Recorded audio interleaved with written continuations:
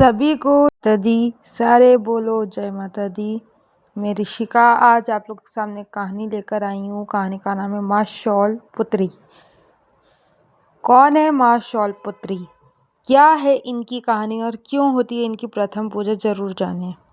माँ दुर्गा को सर्वप्रथम शौल पुत्री के रूप में पूजा जाता है। हिमालय के यहाँ पुत्री के रूप में जन्म लेने के कारण उनका नामकरण हुआ शैलपुत्री। इनका वाहन वृषभ है, इसलिए यह देवी वृषणारूढ़ा के नाम से भी जानी जाती है। इस देवी ने दाएं हाथ में त्रिशूल धारण कर रखा है और बाएं हाथ में कमल सुशोभित है। यही देवी प्रथम दुर्गा है। यही सती के नाम से भी जानी जाती है।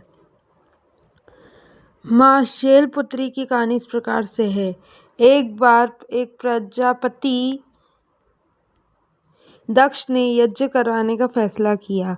इसके लिए उन्होंने सभी देवी देवताओं को निमंत्रण भेज दिया, लेकिन भगवान शिव को नहीं। देवी सती भली भांति जानती थी कि उनके पास निमंत्रण आएगा, लेकिन ऐसा नहीं हुआ। वो उस यज्ञ में जाने के लिए बेचैन थी, लेकिन भगवान शिव ने मना कर दिया। उन्होंने कहा कि यज्ञ में जाने के लिए उनके पास कोई भी निमंत्रण नहीं आया है और इसलिए वह जाना उचित नहीं है। सती नहीं मानी और बार बार यज्ञ में जाने का आग्रह करती रही। सती के न मानने की वजह से शिव को उनकी बात माननी पड़ी और अनुमति दे दी। सती जब अपने पिता प्रजापति दक्ष के यहाँ पहुंची तो देखा कि कोई भी उनसे आदर और प्रेम के साथ बातचीत नहीं कर रहा है। सारे लोग मुंह फेरे हुए हैं और सिर्फ उनकी माता ने स्नेह से उन्हें गले लगाया। उनकी बाकी बहनें उनका उपहास उड़ा रही थी और सती के पति भगवान शिव को भी तिरस्कृत कर रही थी। स्वयं दक्ष ने भी अपमान करने का मौका न छोड़ा।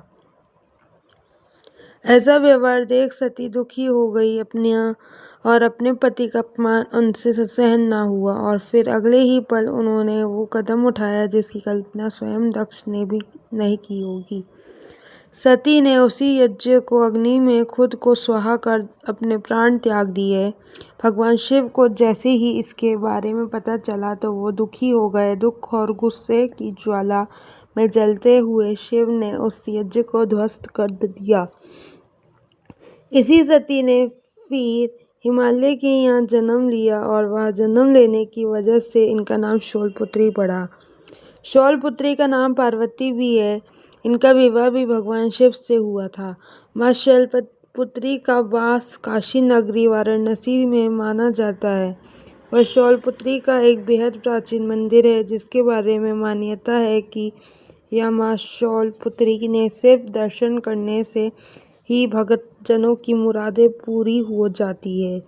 कहा तो यह भी जाता है कि नवरात्र के पहले दिन यानी प्रतिपदा को जो भी भक्त माँ शैलपुत्री के दर्शन करता है उसके सारे वैवाहिक जीवन के कष्ट दूर हो जाते हैं। चूंकि माँ शौलपुत्री का वाहन वृषभ है, इसलिए इन्हें वृषणारूढ़ा भी कहा जाता है। इनके बाएं हाथ में कमल और दाएं हाथ में त्रिशूल रहता है। क्यों की जाती माँ शैलपुत्री की प्रथम पूजा? माँ दुर्गा के 9 रूपों में पहला रूप है शौलपुत्री का। नवरात्र के पहले दिन घट स्थापना के साथ देवी के इसी रूप की पूजा की जाती है। माँ का यह रूप सौम्य और भक्तों को प्रसन्नता देने वाला। ऐसी मान्यता है कि देवी पार्वती पूर्व जन्म में दक्ष प्रजापति की पुत्री सती थी। दक्ष के यज्ञ कुंड में जलकर देवी सती ने जब अपने प्राण त्याग दिए तब महादेव से पुनः मिलकर के लिए उन्होंने पर्वतराज हिमालय की पुत्री के रूप में जन्म लिया। पर्वतराज हिमालय की पुत्री होने के कारण ये हेमवती और उमा नाम से जानी जाती है। पर्वत को शौल भी कहा जाता है, इसलिए माता का प्रथम रूप शैलपुत्री के नाम से जाना जाता है। मान्यता है कि देवी पार्वती ने अपने पूर्व जन्म के पति भगवान शिव को पुनः पाने के लिए वर्षों कठोर तप किया। इनके तप से प्रसन्न होकर महादेव ने पार्वती को पत्नी रूप में स्वीकार कर लिया। विवाह के पश्चात देवी पार्वती अपने पति भगवान के शिव के साथ कैलाश पर्वत पर चली गई। इसके बाद माँ पार्वती और साल नवरात्र के 9 दिनों पृथ्वी पर माता पिता से मिलने अपने मायके आने लगी।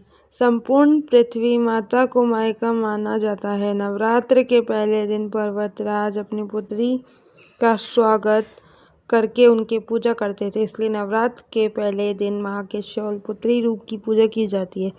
भगवती का वाहन बैल है। इनके दाहिने हाथ में त्रिशूल और बाएं हाथ में कमल का फूल है। साथ ही इन्हें समस्त वन्य जीव जंतुओं के रक्षक माना जाता है। दुर्गम स्थलों पर स्थित बस्तियों में सबसे पहले शैलपुत्री के मंदिर की स्थापना इसलिए की जाती है कि वह स्थान सुरक्षित रह सके।